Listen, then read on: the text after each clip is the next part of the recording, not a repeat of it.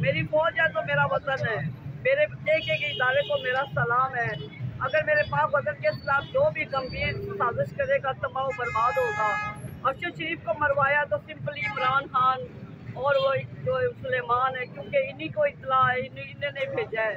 یہی سب سے بڑا دشمن ہے میرے وطن کے، کوئی اور ہے ہی نہیں۔ میرے وطن کا کوئی بھی سپاہی اپنے وطن پہ جان قربان کرنے سے پیچھے نہیں ہٹے گا۔ انڈیا کی کیا مجال ہے، کلمے میں اتنا ایمان طاقت ہے کہ جو ایک علی پاک کا نعرہ لگا لیتا ہے وہ وطن کو فتح یوسف کی عطائی کر دیتا ہے۔ جب عمران خان کو کلمے ہی نہیں 6 پورے آتے، وہ بی بی جو لکھ کے دے دیتی ہے وہ اسلامی ٹچ ہے۔ میرے وطن کا ٹچ بڑا زبردست ہے۔ 114 صورتوں کو اگر کوئی بھی صورت پڑھ لو نا تو میرے سرکار کی شان بلند ہوتی ہے۔ یہ جہاد نہیں ہے، جہاد ہے غریبوں کے گھروں میں آٹا نہیں ہے، وہ آٹا پہلے بچاؤ۔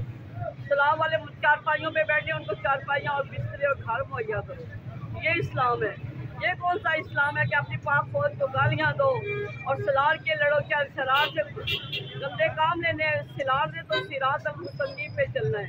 یہی ایمان اطاعت تنظیم کا سب سے بڑا رکن ہے۔